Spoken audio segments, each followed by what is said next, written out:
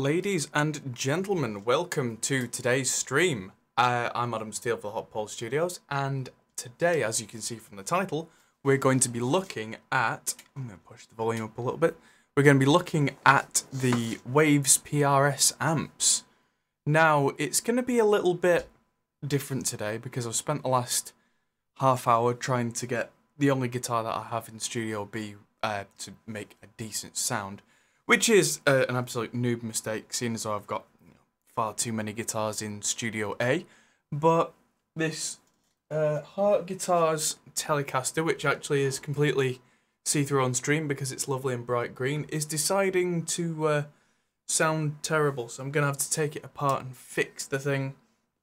But fear not, that does not stop us from looking... Don't fall over. From looking at the PRS amps, because we're going to switch to this machine. This is, of course, machine number 2, and this is what it sounds like with some PRS Archon. Oh, let's turn that down.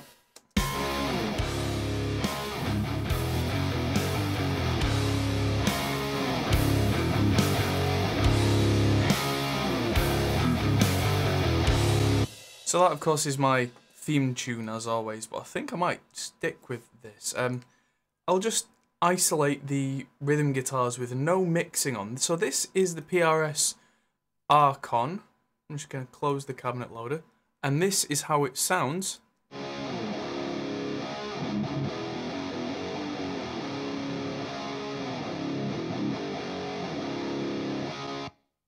That's the amp on the lead channel with no boost, no nothing, no mixing. That is literally how it sounds straight through. Yeah, so, I mean, I did a little bit of an EQ tweak in the mix because I generally like to do things like that, but let's have a look. So we've got a Marshall TSL 60. It's a loud amp. I mean, I would recommend a 2 notes captor as a 20 dB attenuator or silent recording, but otherwise it's just a loud amp. Just turn it down. Fanfaro has a problem with PRS Supermodels. Y'all need more detail than that from you.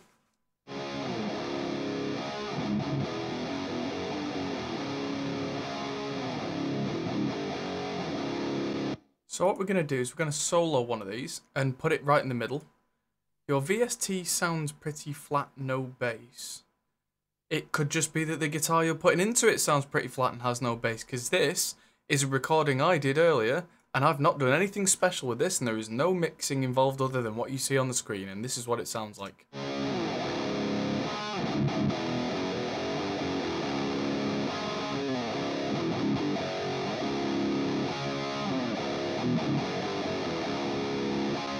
It does say also, I looked in the manual for these PRS amps, and we're going to go into them in some detail, and something they were very clear on was, how would I describe it?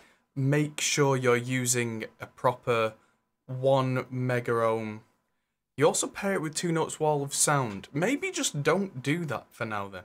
Just turn off wall of sound, and either that or turn off the cabinets in the PRS. Basically, you probably shouldn't have as much low end in your guitars as you think you need. That's probably the long and short of it. Because when you're playing with a guitar amp in a room, you have a lot of bass. When you want it recorded, you do not want nearly as much. You have an 8-string, so you still don't need nearly as much low end as you thought you did. You shouldn't be having very much bass at all in 8-string guitars, generally speaking. You should leave the bass guitar to that. You have great cables, that makes no difference. What's my opinion on Universal Audio Apollo interfaces? Not worth the money. The interface circuitry is okay. I am not a big fan of the UAD ecosystem. It's a lot of money for not a lot of return for a limit on processing on 15-year-old chips. There you go. I tend to answer that every stream. Anyway, here is the lead channel on the Archon, and So we'll put the impulse response back on this 212 vintage 30.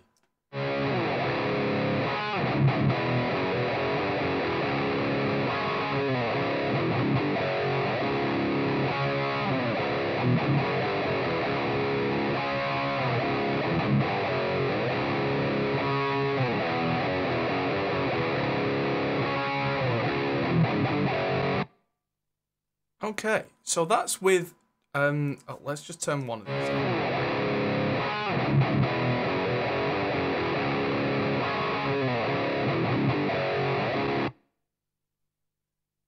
Okay, so I'm not gonna look at chat anymore because I've got one guy talking a lot, and I want to talk about these PRS Supermodels and what I've found with them. So for me, the Archon is exactly as it is in real life, which is it's kind of a copy of a diesel VH4, but with a different EQ section. I mean, PRS won't openly admit to that, but as far as I've been told by people who do design amps for a living, like one of the best examples was loads of people were asking, demanding, pestering Fractal, who make the Axe FX, to make an Archon model, and the guys from Axe FX said, we're not going to bother, just use the diesel VH4 because it's essentially the same amp. Maybe change a couple of the parameters inside the amp model, but yeah, that was it. So anyway, this is a very heavy sounding amp with quite a lot of gain stages, and if I turn off the back of the cabinet for a minute, we have a switch for lead and clean. If I make it clean,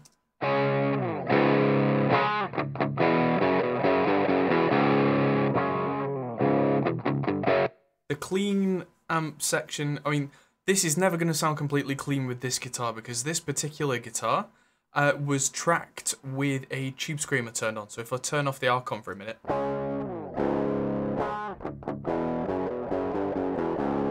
that's how the original DI track sounded. I know it's not particularly normal to use a tube screamer in real life and not have a clean DI, but for these particular guitars, that's how I wanted to do it. We'll also talk, I've got other channels on here that have clean guitars with no tube screamers, and then more stuff. And I might even pull up another project with some other guitars and do that. Like I said, I was going to use a guitar and just run through some of these settings, but that's not working now. So it seems to be a little bit backwards in terms of the controls. There's bass, middle, and treble do exactly what you would think. Volume inside the equalizer is actually what I would consider to be the gain, which puts it on the kind of the wrong side of the amp from my mindset. But that's fine. That's where it is. That's what it does. Depth and presence effect after the distortion. The bright switch affects how much high end is going into the distortion, and then the master does what it says. There's a boost here, which is essentially a tube screamer, but you can leave it without any extra gain. The shape, I have learnt, is to do with how it gooses the front of the amp, how the gain affects it. So on shape 1, it's cutting some bass and it's boosting some treble. By the time you get round to shape 6, that's adding more bass and removing treble, which you might want to do for some more kind of bluesy sounds. I don't know. This boost is the same in all 3 of the amps. Right. Okay, so Riley in chat. I mean, just there's no need to try with any more suggestions for Fanfaro. It just sounds to me like this guy doesn't like the sound of the PRS amps, and that's okay. I am listening and I'm noticing as well that there isn't as much boomy low end in these PRS amps as there is in something like Amplitube.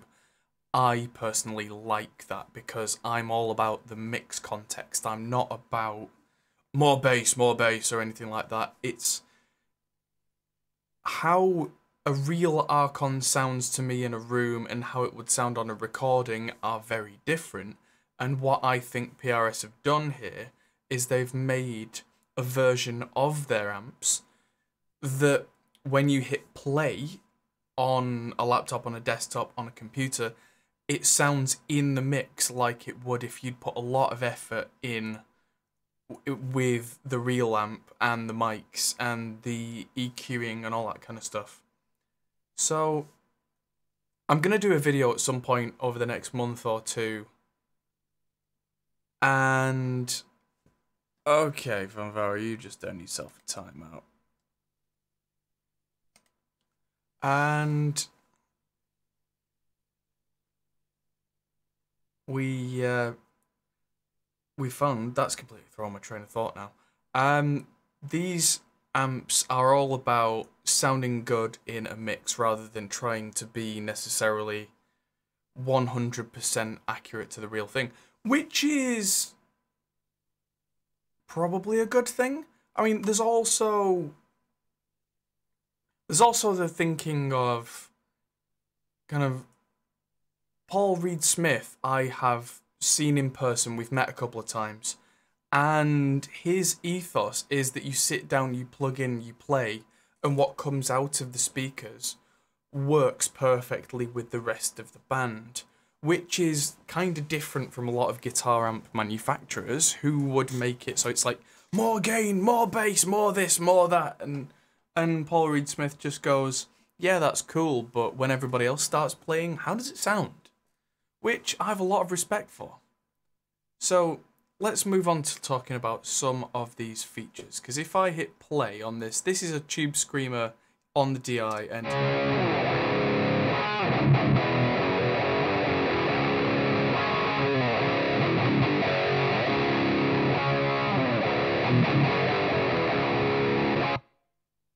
see, it's interesting that the presence knob there, I was turning the presence knob all the way off to all the way on, and it just made the amp sound a little sat back or a little sat forward, kind of mix-wise.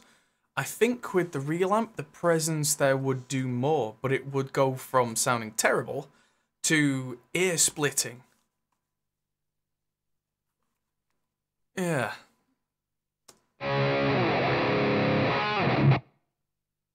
Now here's an interesting thing. The input here is turned up from 0. Now, what I like to do when I'm recording a guitar is I don't like them to be right near analog 0 on the way in, because then if you hit them too hard they clip.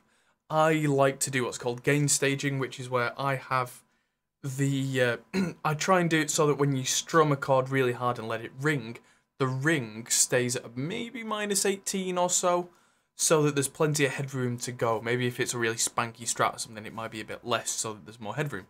But what I can do is there's an auto input stage here, so I can get the amp sim to crank its own input gain a little, as if it was being hit by a very loud signal, so that the plugin here is doing that work for me, and it's not going to clip on the analog to digital conversion side.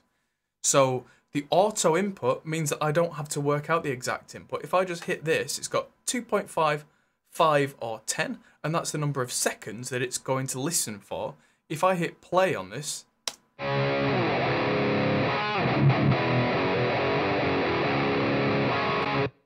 did you see that little clock go around there? That was the 5 seconds, and then when that went, the input decided to be at plus 7.4 dB. It was something like 8 before, so within a decibel of accuracy, it's decided it wanted more level, which is cool, because that means I can then just go, I can start playing. I mean, if you're doing this live with it live input monitoring, you just hit that standby button, you start playing, it decides what you decide to play and make sure you're not clipping. Then you press that button and it decides how much more input it needs to make kind of an authentic sound.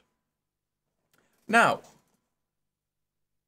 let's have a look at what else we've got. So these amps are relatively simple, really, and that's a definite PRS trait, because I've seen amps that have dials and knobs and all sorts of stuff, like so many things like high mid, low mid, a second presence, you know, several knobs for gain staging. It can get dizzying. And I think the way that they've presented this as well, with the lead and clean just kind of underneath each other, that definitely helps to make it easier to read. Because if they just put an extra row here, just so that you see all the knobs that you see on the amps, that's often too much, I think, to look at. And like, I always use my dad as an example. He's a rock and roll guitar player. His favourite amps are something like the old Marshall JCM 800, which has 5 knobs on the front. So it's got input gain, bass, middle, treble, output, I think. If I remember rightly, maybe a 6th knob, but that's it. Whereas you look at something like a Diesel VH4 or a Mesa Boogie Mark V, great sounding amps, but he looks at them and he goes, no. Because it takes too much brain power just to get a good tone, whereas for someone like me who's quite technically minded, that's okay. But if I'm busy and I'm in the middle of a writing session or something like that, what I really want is simple. Bass, middle, treble, gain, volume, maybe a bit of extra low end, bit of presence. And then at the bottom we've got all the fancy stuff. So let's just move on song-wise to an extra bit. So this, if I just play this section here.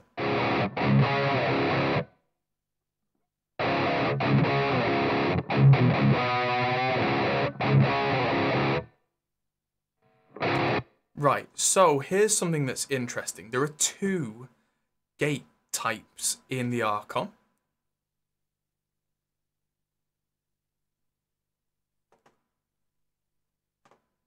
Okay.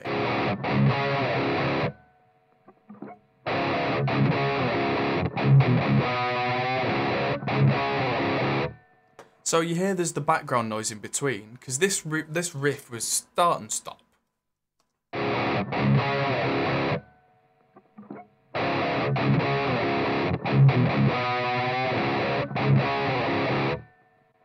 So if I bring the threshold up on the gate, that should stop that noise. So the gate light goes red.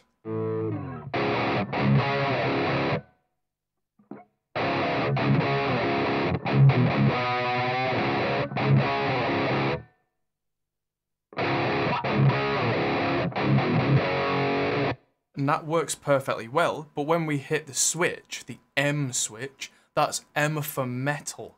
Now if I bring the threshold up on there as well, this is what I would refer to personally as a gent gate. Wouldn't be as good to jam with as the amp sims, because the bandwidth seems narrower. I mean, maybe. I mean, when I'm jamming, I don't want super top end. When I'm playing with a real amp, I have to put earplugs in or ear defenders on. Call me soft, but I now like a thicker, chunkier tone. This also could be partly to do with the impulse, which is the... Well, no, that's a vintage 30, and we'll come back to this section in a minute. But yeah, let's have a listen to this gate with the metal version on and the threshold quite high. Maybe a little too high there.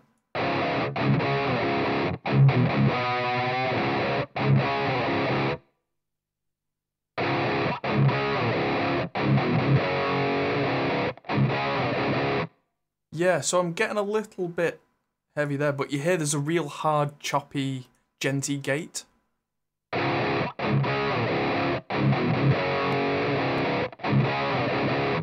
It's really catching that in between the notes. Now that's, for a lot of styles of even metal, that's too aggressive. So if I turn that back off and just bring the threshold back to just stop the background noise.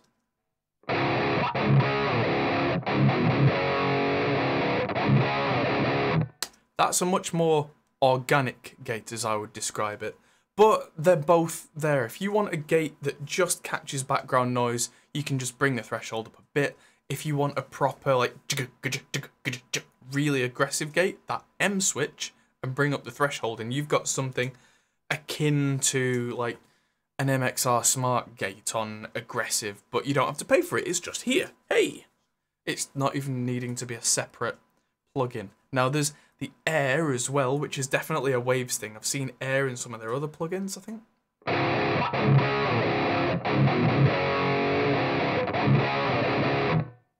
And on full, the air seems a little boxy because that just kind of adds in almost a room reverb, but completely off.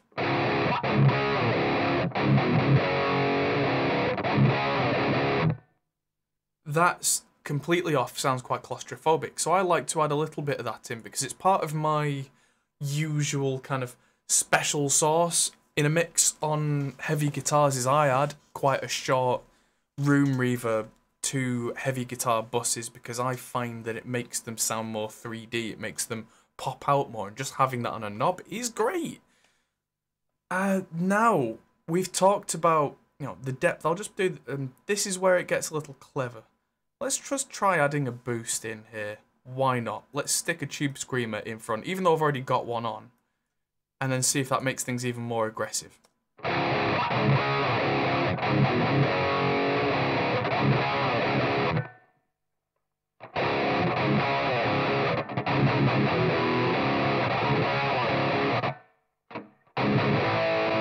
Okay, so that's really starting to dime the thing, so I'm going to turn that back off. I'm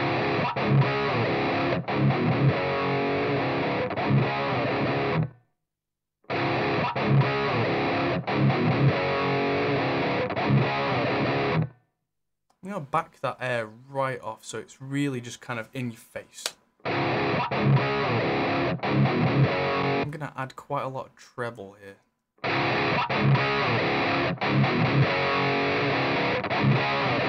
Oh, that was quite powerful.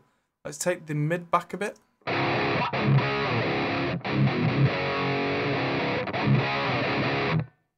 So we're almost getting into aggressive dual rectifier type territory with more treble and less middle. If I add even more bass in. Take that bright switch off.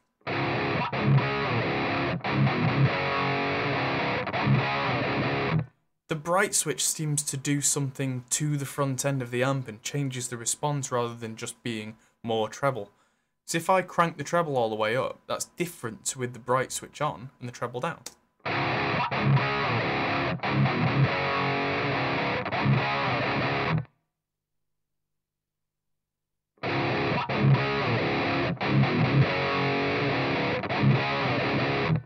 I really like that kind of treble not all the way up, and then maybe add a little more presence to get that bite back.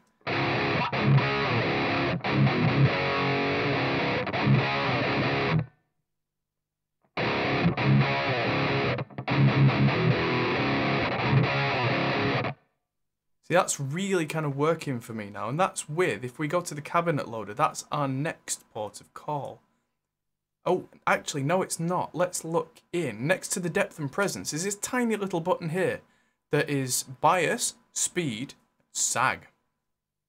This is where we can make it behave differently. And even Waves suggest this isn't the kind of thing you should be tweaking whilst you mix. This is the kind of thing that you should be kind of looking for a sound and then leaving it there.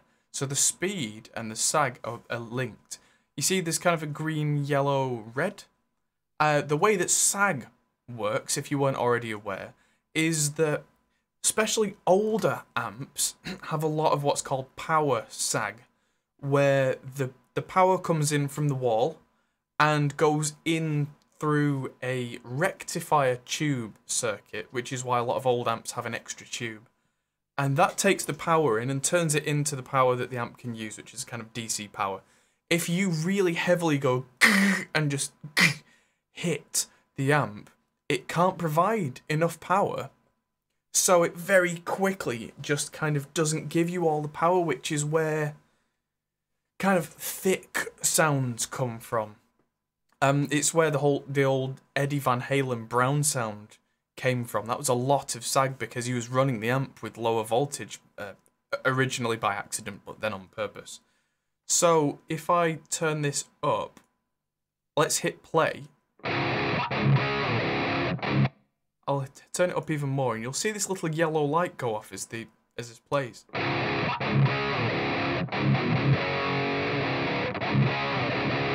throw it up all the way.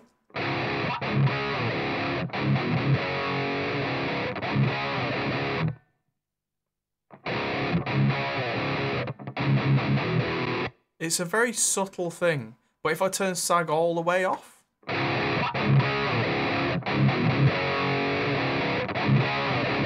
Oh, that's nice. I mean, a real amp will never have zero sag unless it's like a solid state amp. But that's one of the things that people like about guitar amps. Although guys like Mike Fortin with his Fortin amps, generally tweaking amps to have less power sag, and amps with decent silicon rectifiers have less sag, which means they have more kind of chug to them. So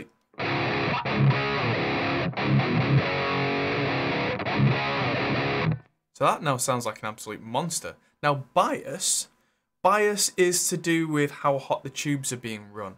The way it was described to me is that a hot running amp will have more thickness in the low end, but quite often either that's not actually what you wanted, or that can be detrimental to the life of the amp because that can really bake the tubes and shorten the lifespan.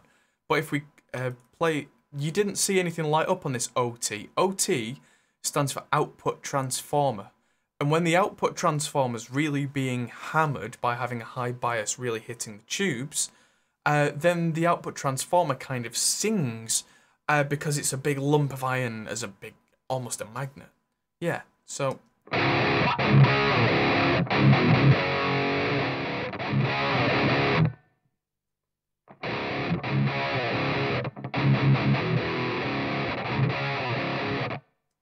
Yeah, so if I really cold bias this, it will sound more accurate, but generally apparently guitarists don't like accurate. They like thick, they like hot, they like crunchy. So this is the accurate again.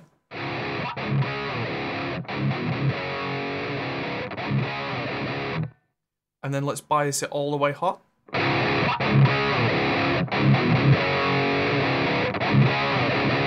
So that sounds like an absolute monster. So I'm going to leave that as is.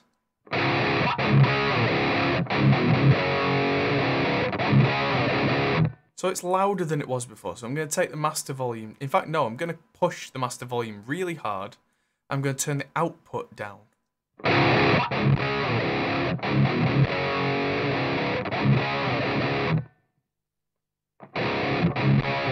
Oh, so I'm pushing the amp that hard now. Can you hear a crunch where the amp kind of gives out? And that's what a 100 watt amp would actually do if you pushed it with a hot bias that hard. Listen again.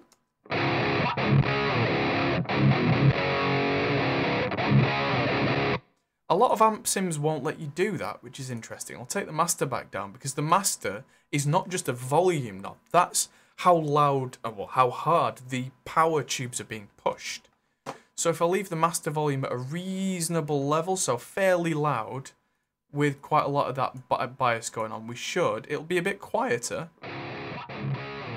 So I'll have to bring the output volume up to match.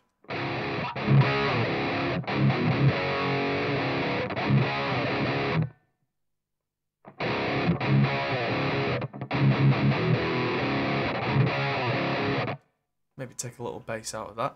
But this is all still going through that vintage 30 in a 2x12.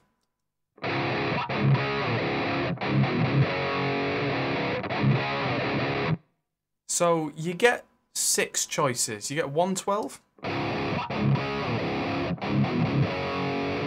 which I really quite like. There's a Fender Twin. This is going to sound terrible.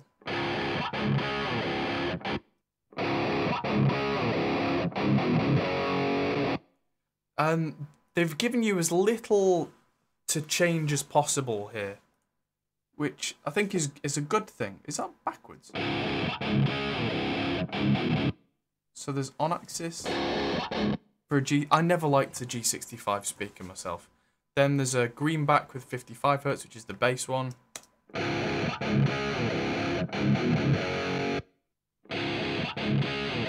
And that's the lead cone. Now, so one thing you can do is if I go back to the first one, if you hit play here, what that does is with the timer, so every 2.5 or 5 or 10 seconds, it changes impulses from one to the next to the next. So you can hit that play button, just start playing your guitar, and as you hear an impulse where you go, oh, that's the sound, you just look up and go, right, it's that one, and you didn't have to stop in between each one. You can just almost get lost in it. So I've hit play.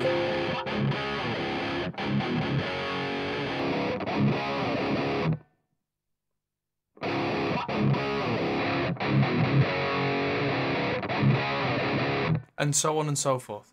And then if we open the drop-down list, you can open a file or directory that will give you any user impulse responses you want. Now, I'm using the vintage 34x12 from the Celestion Plus impulse responses because that's kind of my jam.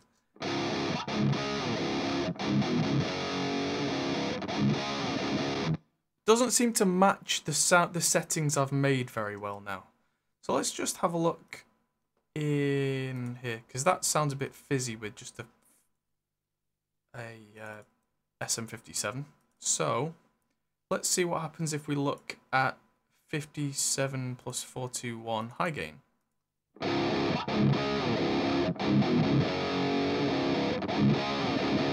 Bit more treble.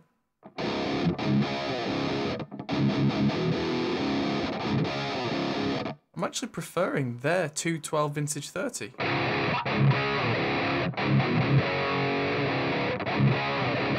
To me, that sounds absolutely monstrous. So what I'm going to do, I double-tracked these guitars, so I'm going to just delete the other one. You can see there's an old copy of Bias Amp 2 from that video that I did. I'll get rid of that as well. I'll just copy this Archon over and then pan them full left and right. So I've got two copies of the exact same settings now.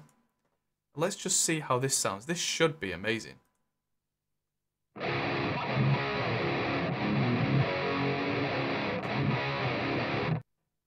Yeah.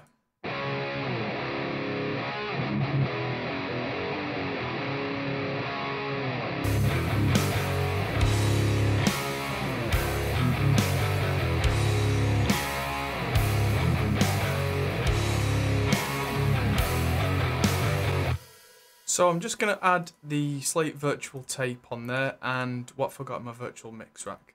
A little bit of saturation. I like to use the distressor just to keep chugs under control. Add a little top end, a little high mid, and that's about it. Let's see how that sounds. Ooh, don't need any more high mid, that's for sure.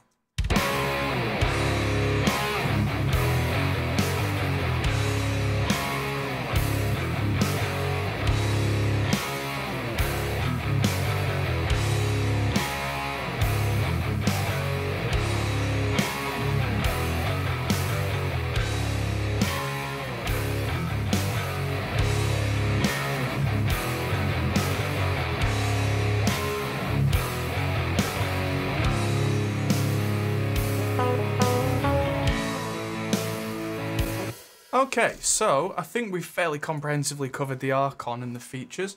So let's look at the one called Blues Solo that I had. And this, I picked the PRS Dallas, which is apparently one of their more well-known amps. I'm not particularly well up on PRS amps. So let's turn this on and let's solo it. So what do we get?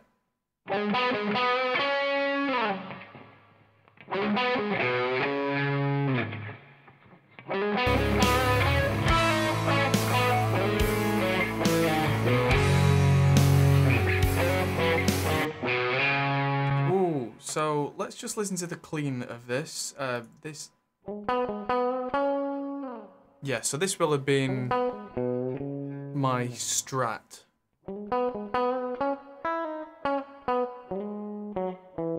Sounds like it's on the neck pickup.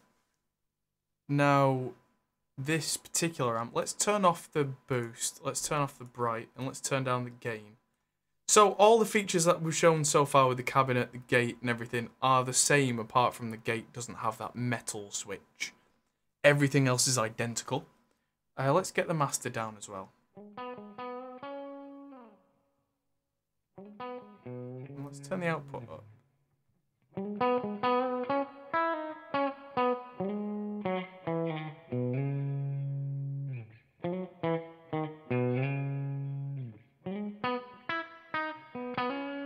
Right, so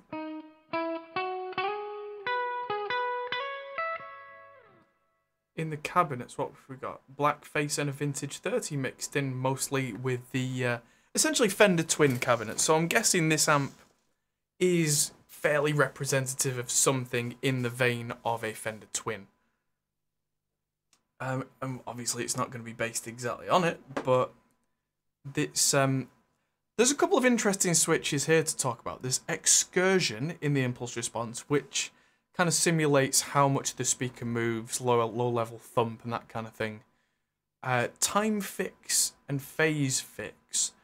If I remember rightly, they're to do with if you get two completely different impulse responses from different companies and they don't zero at the same point, instead of getting cancellation and comb filtering and horribleness, you press those two buttons and they analyze the impulses and just put them so they start smack bang at the same time, so they blend properly rather than causing you horrible nightmares. I mean, well-produced impulse responses should all start at 0 point anyway, but sometimes they don't.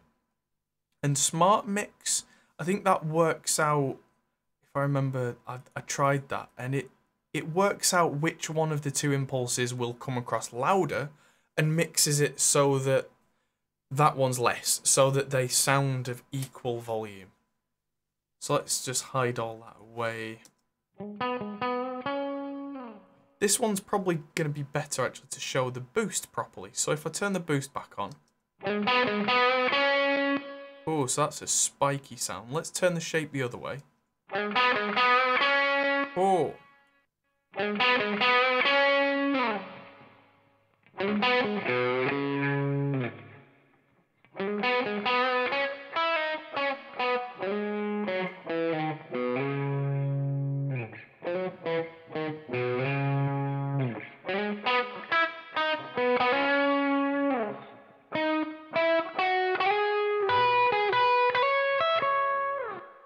Okay, so there's an inbuilt reverb in this amp, so if I turn that all the way up. Well, let's turn off the reverb sends, just so we can hear without. And with. Proper. Yeah, sounds quite springy.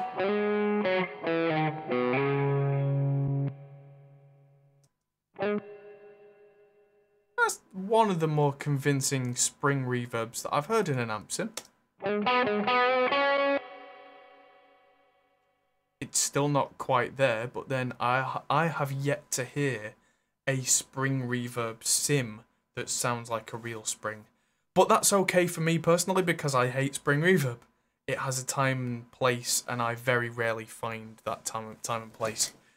Generally speaking, if a guitarist comes to my studio and part of their sound is a spring reverb, I leave it alone because that's their thing, but it's not one that I would pick. Hi to Carlo in the chat. Hi. So let's just try this with the boost off and the volume all the way up to see how that affects the amp.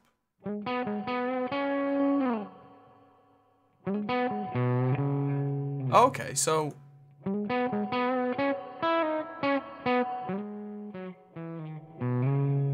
let's have a look at this.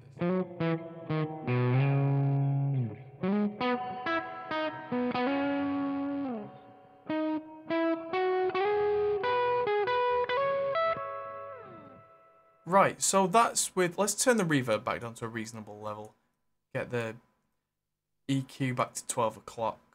So with the master being run at maximum and the volume at maximum, because a lot of guys with smaller amps, or not even necessarily smaller amps, good examples, a guy like Joe Bonamassa, he will run something like a Fender Twin or a Fender Blues Deluxe or something Fendery, absolutely cranked to get a certain sound from it. So let's hear what that sounds like. Oh,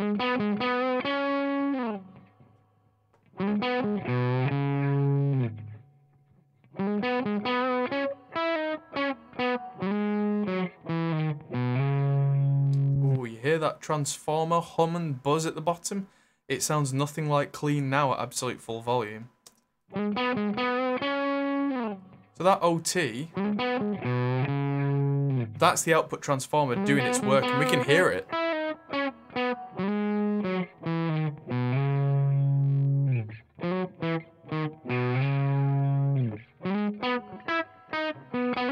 get a bit of air in there.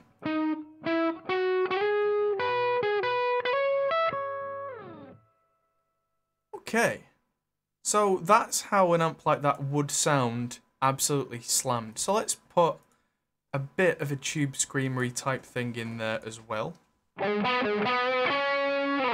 There we go.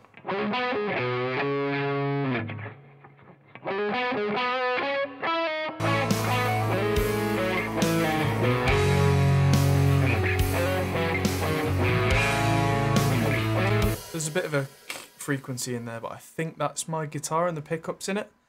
But generally speaking, that is interesting. Now let's move on and look at the PRS V9 Blue Sierra.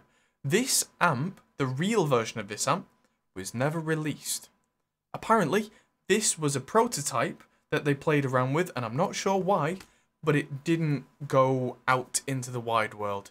But for whatever reason, they've decided to release it here. So let's have a listen to this without the amp first.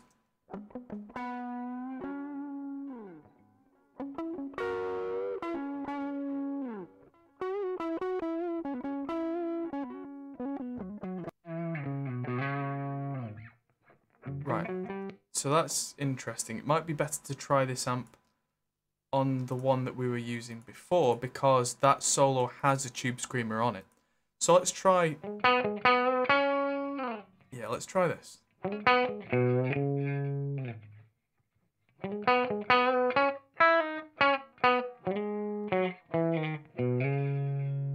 Okay, so this is the Blue Sierra with the master on full. Not a lot of sag. Let's have a look at what cabinets we're running. So we're running the greenbacks in a 412 and a V30 in a 212. And they seem almost fairly equally mixed.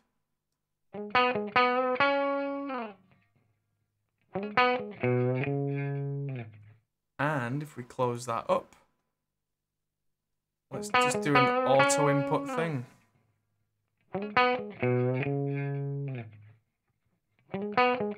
Okay, so the input was pretty much spot on. So there's no boost right now.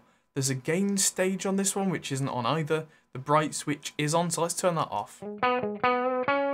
That sounds nicer already.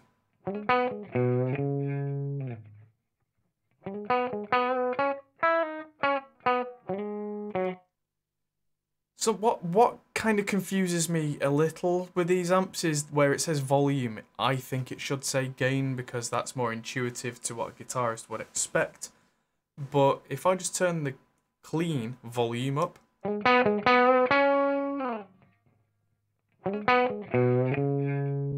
or if I turn that down and turn the output up of the plugin, very different sound. Just get that back to 0, turn the volume up. Because what's interesting, if you think about using a guitar amp plugin this way, is that there are loads of different places. If you can't hear the amp loud enough, there are different places you can make it louder, and they all do different things. If I was to use this volume here because I couldn't hear the amp, that would give me more gain and that would change the sound. If I turned it up at the master because I couldn't hear it, that would change the sound in a different way. And if I turned up the output here, that would turn it up without changing anything other than just plug-in volume. So they interact very differently. I tend, in the way that I work, to try and leave the output alone to a point and then play with the amp as if it was a real amp in the room, and I was playing with getting it to a point where it sounded good but didn't make my ears bleed. But then if you're working with something like rock or metal, you might want to go gain-wise, at least beyond that, to a point. But then if you have everything on full, you start to find that find that things sound really bad again. Most of the time, depending on what you're giving to the amp, what you want out of the amp, how many gain stages the amp has, whether the amp was designed to do that, or whether we've come to understand that. But let's just try this with this gain stage on. So the gain stage seems to be more additional gain, which adds on to the clean channel, and then the output is just kind of to back that off again, if that's what you need.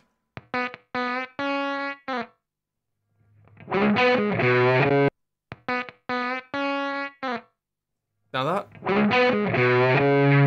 that fascinates me.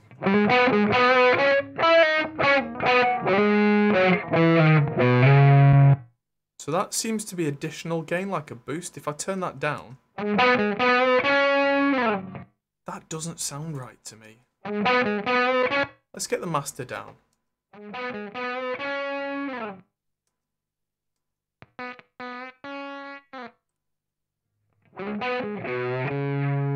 It's really weird that that first line sounds like some sort of robot.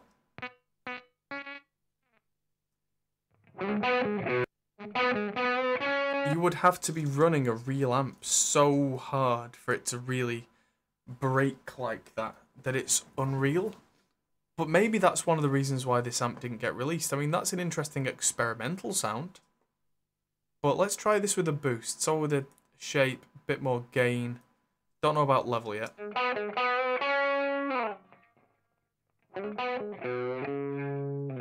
with a bit more bass.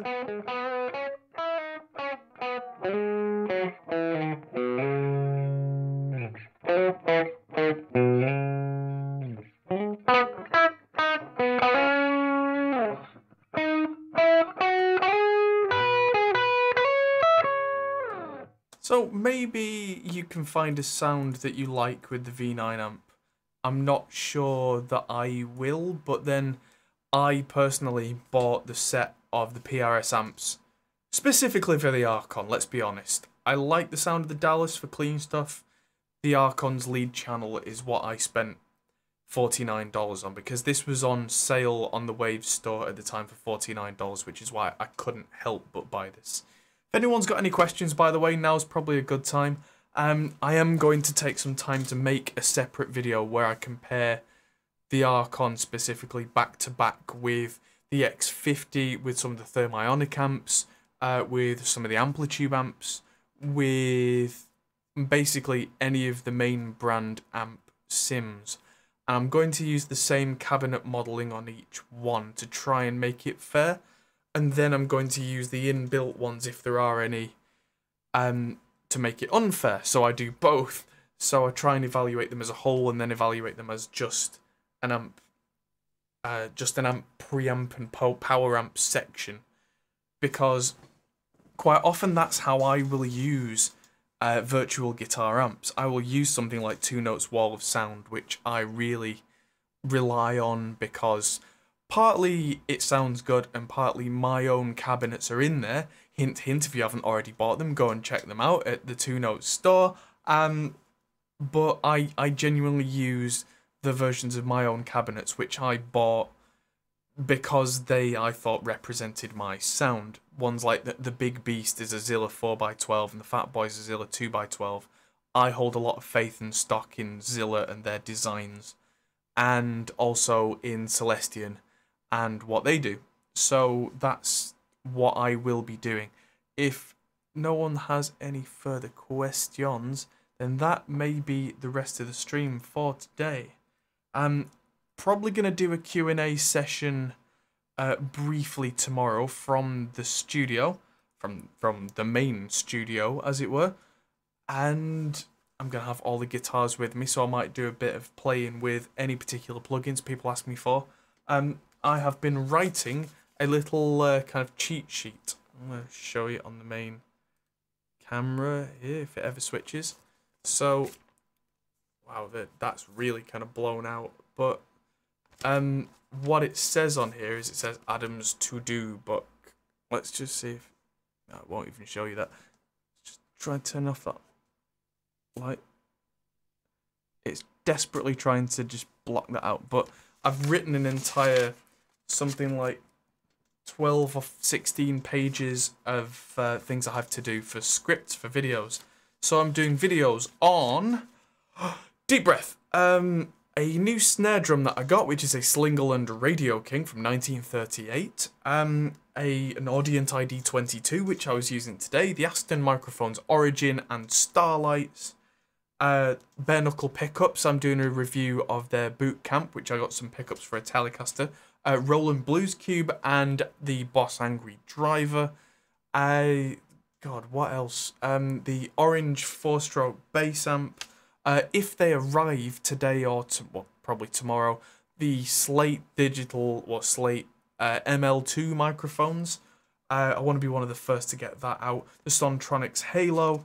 I have so many videos to do, and another one that I'm going to do in there is I did a video a while back about miking up a guitar cab in different spaces and whether it made a difference. I'm going to do the same with vocals, because I think it makes more of a difference because we compress modern vocals quite hard.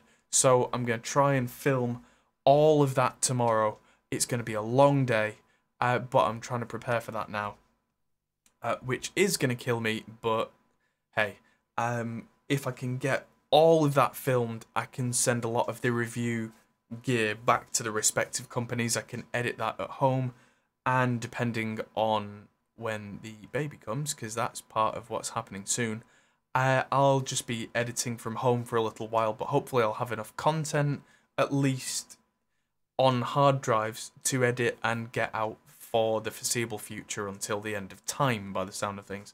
So that is me for today, ladies and gentlemen. Hope you've enjoyed the live stream. It's a shame I couldn't play any guitar on stream for this, but I think the points have been proven and we've gone in enough depth and detail on these new plugins. And in my opinion, this is one of the better guitar sims out there. The Archon particularly blew me away because I usually have to do quite a lot of mix work with virtual guitar amps to get them to fit in a mix, and the Archon just seems to fit.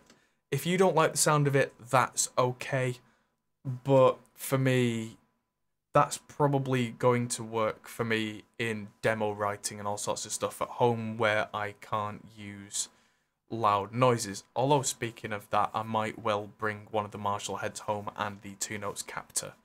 But that's a question for another day, because that will give me a Marshall tone, it won't give me a high gain, reliable amp tone. Maybe I could blend the two. Ooh. See, now I'm starting to get ideas. So, thanks for watching, everybody, and I'll see you guys in the next video. Ciao for now. Watching, guys. If you enjoyed this, feel free to check out our other videos, as you can find here, or check out our Facebook and Twitter, or our Patreon page, which helps us to make more videos like this. Thanks for watching, and we'll see you in the next video.